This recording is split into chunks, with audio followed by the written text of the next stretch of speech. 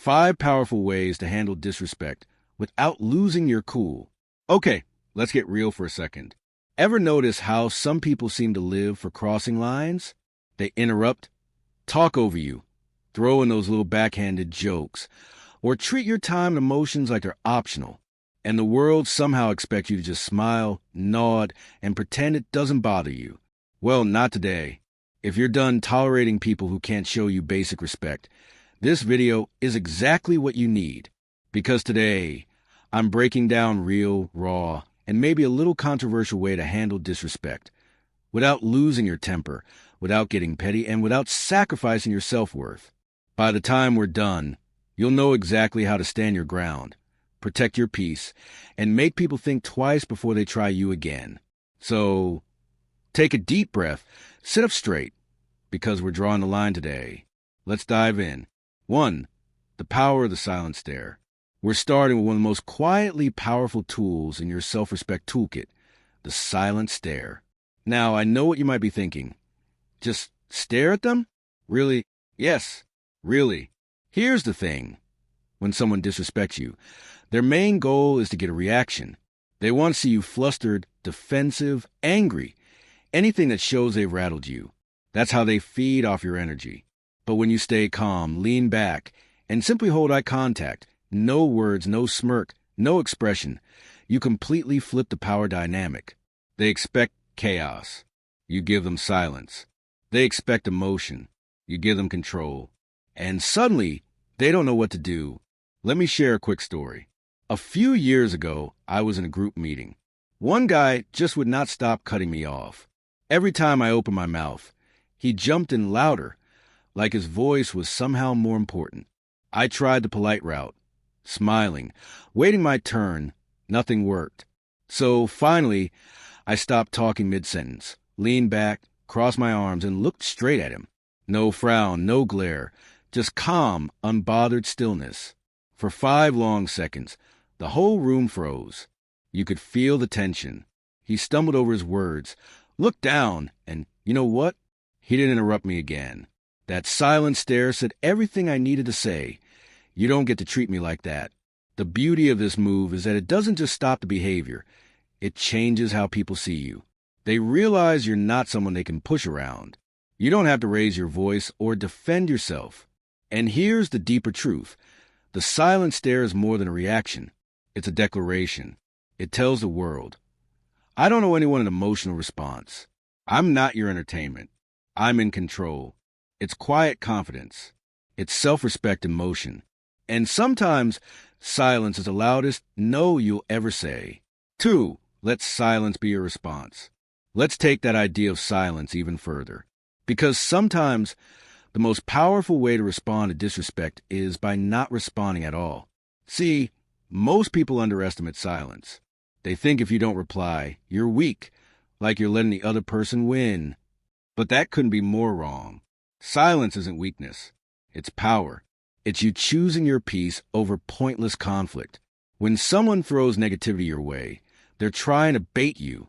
They want to pull you into their emotional chaos, because that's how they regain control. But if you refuse to engage, their power disappears.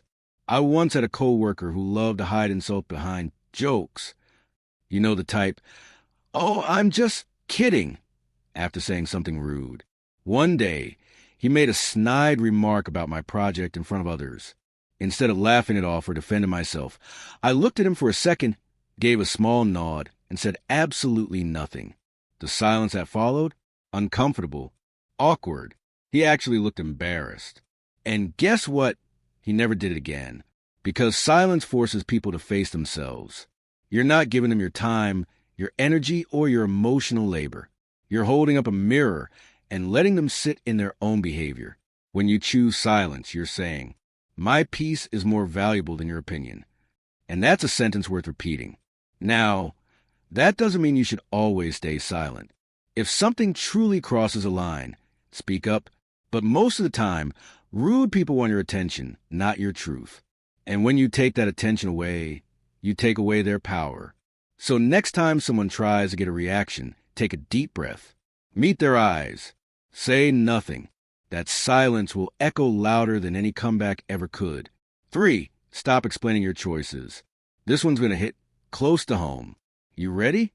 Stop explaining yourself. We live in a world where everyone feels entitled to an opinion about your life. You say no to an invitation. They want a reason. You quit a job. They want your plan. You change your lifestyle. They want to understand why. But here's the truth. You don't owe anyone an explanation for how you live your life. Your choices are your own, and constantly defending them only gives people permission to question them.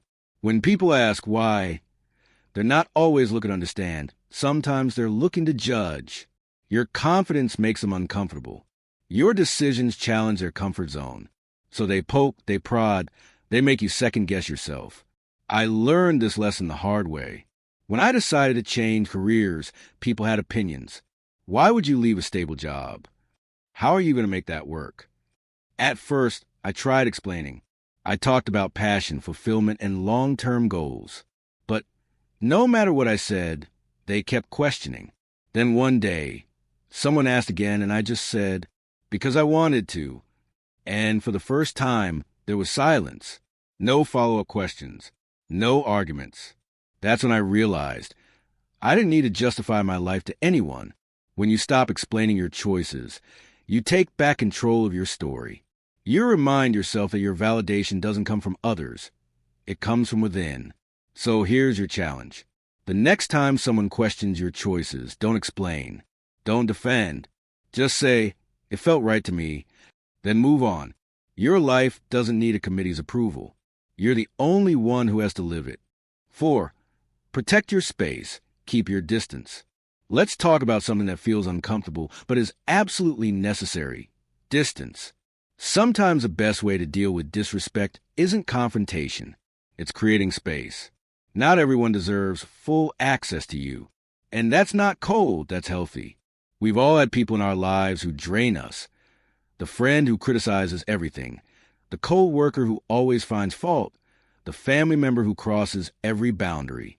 You can love people and still need space from them. I used to have a friend like that, always joking at my expense, always pointing out my flaws under guise of honesty. I brushed it off for years until I realized I was anxious before every hangout. So I started to step back. No big drama, no announcement. I just stopped giving them as much of my time. And you know what? My peace came back. Here's the truth. Distance is not punishment. It's protection. It gives you clarity. It reminds you what respect feels like. You're not responsible for fixing people who disrespect you. You're responsible for protecting your energy. Some will call you selfish for pulling back. They'll say, but they're family, or you've known them forever. But longevity doesn't equal loyalty. If someone continuously disrespects you, they've already broken the bond. Protect your peace like your life depends on it, because emotionally, it does. 5. Hold your head high.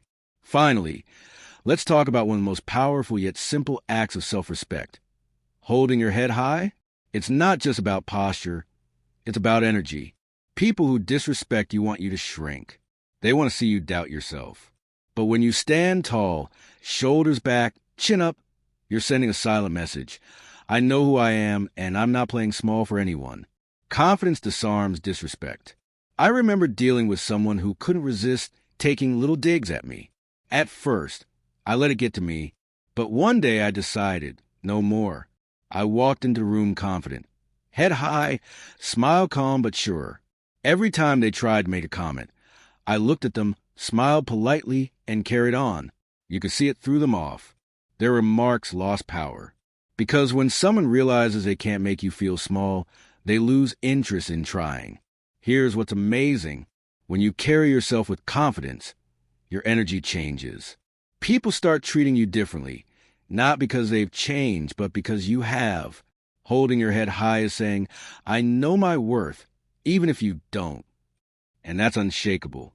So next time someone tries to test you, straighten your spine, lift your head, and remind yourself, I am not less than anyone. I am enough exactly as I am. So let's recap. When people disrespect you, stay calm, stay grounded, and protect your peace. Use silence as your shield. Stop explaining your choices. Keep your distance when needed. And always, always hold your head high. Because at the end of the day, respect starts with you. The more you honor yourself, the less you'll tolerate anything less. And the beautiful thing, once you raise your standards, the world starts to meet them. So don't dim your light. Don't shrink for anyone. Stand tall, speak less, and walk with quiet power. If this message resonated with you, hit that like button. Subscribe for more mindset and confidence content. And share this with someone who needs a reminder that they're allowed to protect their peace. And tell me in the comments, what's your GOAT way to handle disrespect? I'd love to hear your story. Until next time, take care, stay strong, and remember, you teach people how to treat you by how you treat yourself.